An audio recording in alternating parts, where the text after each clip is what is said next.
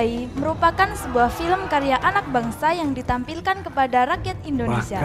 Diproduksi oleh Rapi Film dan disutradarai oleh Rako Priyanto.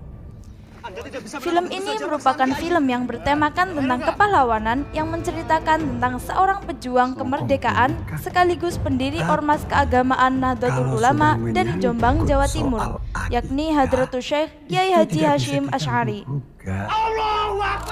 Film ini sangat disarankan untuk kamu-kamu yang merasa sebagai bangsa Indonesia untuk mengingatkan kembali bagaimana jerih payah para ulama dan pejuang Islam dalam mempertahankan kemerdekaan Indonesia. Membela tanah air, bukan membela Allah.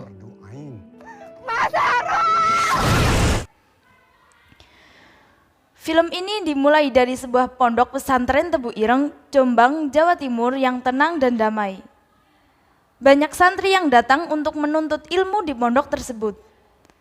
Salah satu santri Hadratus Syekh yang bernama Hamid sedang menerima santri baru dan menerima barang bawaannya termasuk bahan makanan yang akan digunakan untuk bekal nantinya. Tibalah giliran kedua, yang mana santri dan orang tuanya hanya membawa pakaian dan tidak membawa apapun untuk dijadikan bekal. Dengan mantapnya Hamid pun menolak dengan berkata, "Ya nggak bisa, mangan apa Pak?"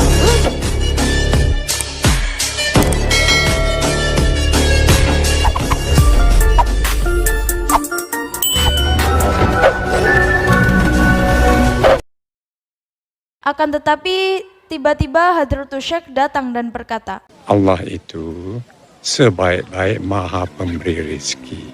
Hamid pun malu bukan main. Anak bapak diterima menjadi santri di sini. Scene berpindah ke sebuah persawahan di mana Kiai sedang membantu para petani memanen hasil buminya di sawah.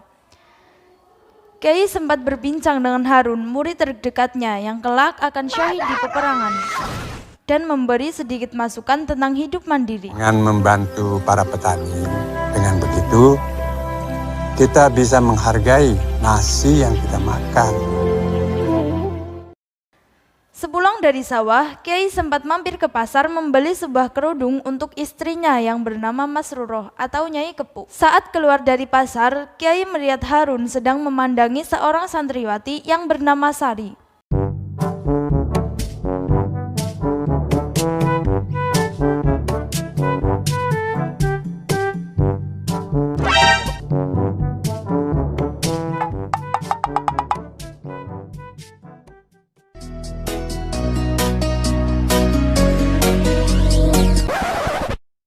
Sopo iku? Sari Yai. Oh, anake Muhyiddin. Tak lamarno.